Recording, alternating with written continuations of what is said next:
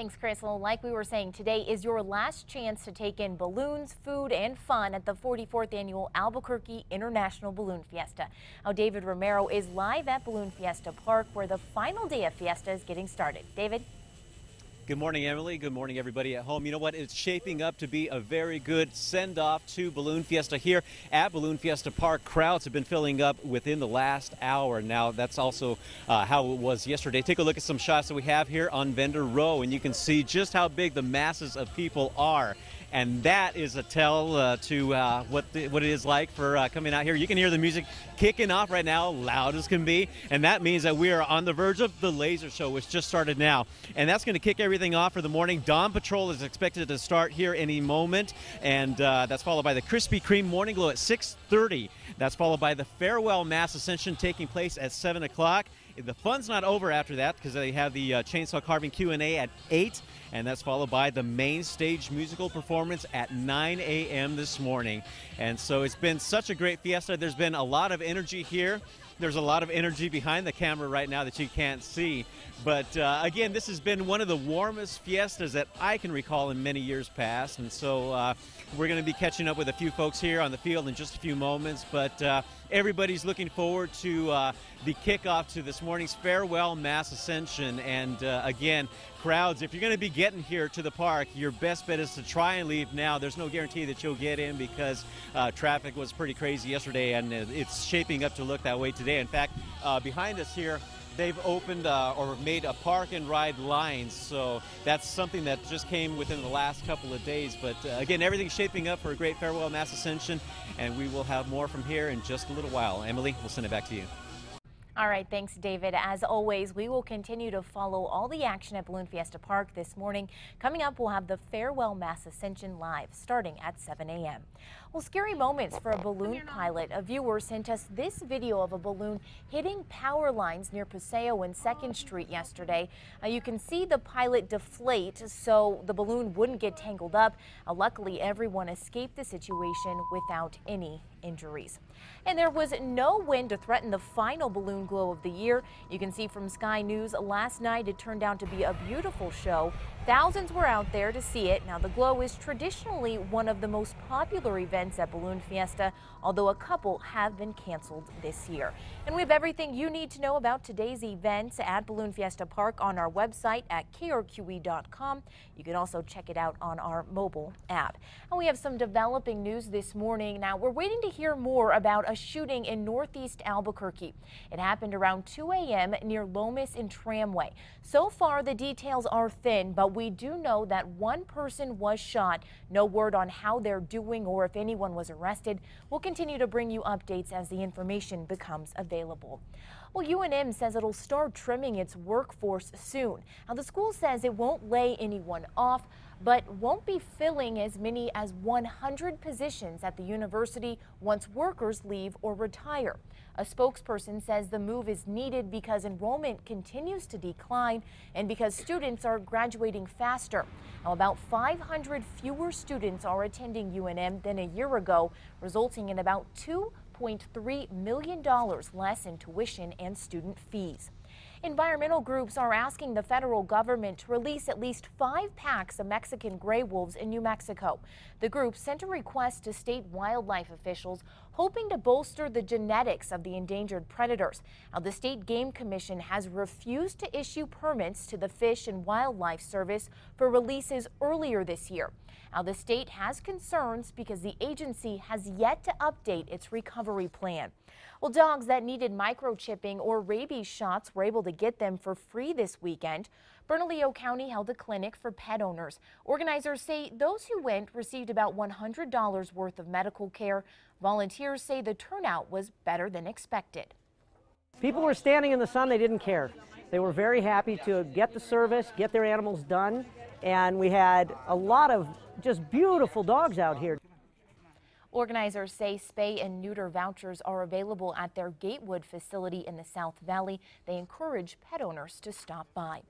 Turkish authorities are investigating nearly simultaneous explosions that targeted a peace rally. At least 95 people were killed and hundreds more were wounded yesterday in Turkey's deadliest attack in years.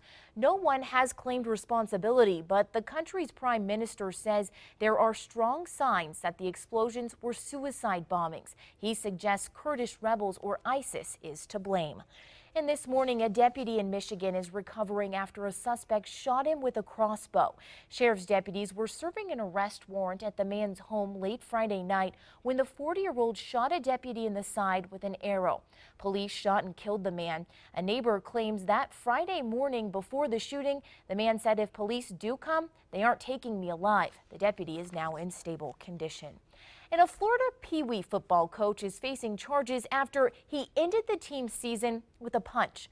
36-year-old Destroyers coach Leo Davis is accused of attacking a ref. Police say Davis punched the ref because he felt the referee had made a series of bad calls. After the attack, the league then voted to end the Destroyers' season, leaving young team members heartbroken. There's depression, there's anger, sadness. At a point we feel defeated as an organization as a whole.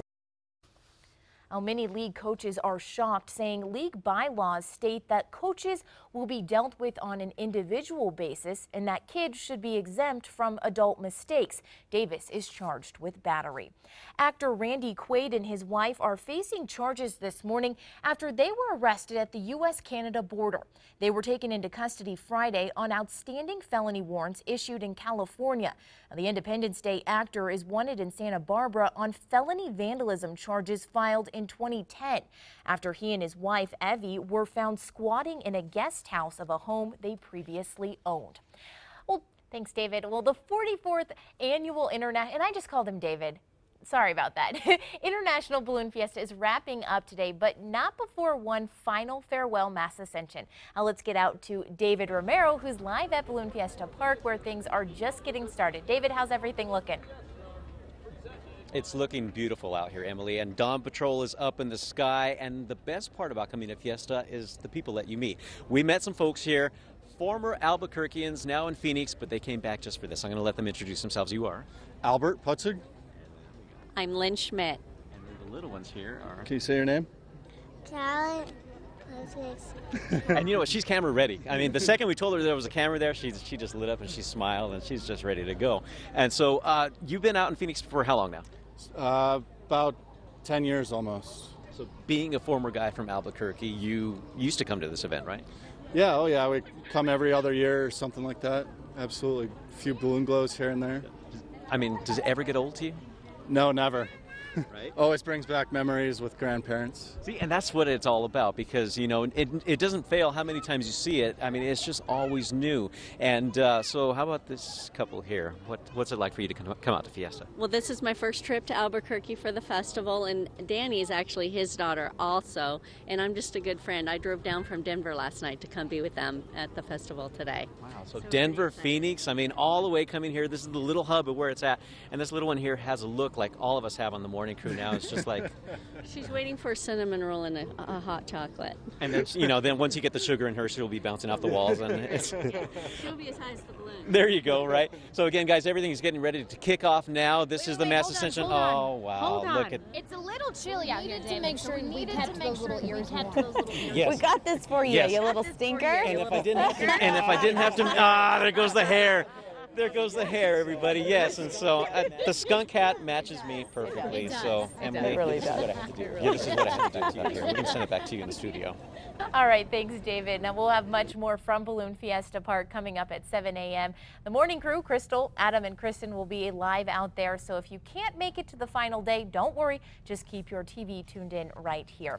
Oh, this year's Fiesta was especially meaningful to one group of balloonists. For the first time in nearly 40 years, the crew had to take the field without someone special. Instead of mourning the loss, they celebrated their friends' love for ballooning. News 13's Marissa Lucero reports. How you doing? Good. How are you? I'm doing good. I'm doing good. Balloon crews have a special bond Today is a perfect day. that they hold on to for years. It happens when people come out ballooning. They get hooked. That's what makes this year at Balloon Fiesta so bittersweet for the friends of Norman Looper, who are used to seeing him out here every year since 1979. Fiesta is just something special. Looper did it all. He started out crewing before getting his wings, and his friends will tell you he was a fine pilot. I was Norm's first crew chief and first student pilot, so Norm's very special to me. Looper and longtime friend Bill Dickey not only shared a passion for flying, but they had other interests that kept their friendship strong. Well, we met him through ballooning, and it turns out Norm and I were dating two girls that were best friends. One of those girls was Paula Hai Young, who Norm married. She says she still remembers his first balloon brigadoon and jokes about vying for Looper's time. It was funny because when he was teaching me to fly, that was his baby, and then I was his baby. Looper passed away last month after a long year with cancer, and it's not easy to forget he's not here. But it was like the day or two after that I thought, oh, I got to find out which launch grid Norm's. Oh, wait. His launch grid is in heaven now. This Fiesta, his ex-wife shows off his pins and medals he collected over the years because this year they're flying for Norm. Norm felt the same way I did. It was just a special place to be, and Norm will be missed, but Norm's here with us now. Marissa Lucero, KRQE News 13. Looper's name will be remembered for years to come. He will soon have his own plaque in the Balloon Museum. Well, if you missed Balloon Fiesta this year, don't worry. We have video and pictures of the events at Balloon Fiesta Park on our website, KRQE.com. You can also check it out on our mobile app. Well, new this morning, one person is recovering after getting struck by a car in northwest Albuquerque. It happened around 1 this morning near Unser and Ladera. Police aren't saying much other than the driver of the car was arrested on DWI charges. The victim is expected to be okay. Well, burglars probably won't want to mess with a woman in Indianapolis after she scared off an intruder with a sword. 43-year-old Karen Dolly says she woke up and saw the suspect standing in the hallway of her home early Friday morning. Dolly, who is trained in medieval combat, got up and punched the man 10 times. She then grabbed her Japanese sword and threatened the frightened suspect. I would have swung, or I would have stabbed. I know. Police arrested the man who they say was high on some kind of drug when he broke in. He apparently apologized on his way out and told police he had broken in Dolly's home because he believed he was hiding from someone. Now we're learning more about the Texas woman who was seen in this video clinging to the front of a minivan driving down a busy freeway. Police say the woman is 32 weeks pregnant, and the man driving the car is this guy, Anthony Escobedo, the father of her child. He was arrested and charged with aggravated assault. The woman suffered cuts and scrapes, but the child was not harmed. Well, this morning, the man who played the son of Bill Cosby on The Cosby Show is reacting to the sexual allegations made against his former co-star. Malcolm Jamal Warner, who played Theo Huxtable, says the sitcom's legacy has been tarnished by the allegations made against Cosby. He also has other concerns about the impact on black actors.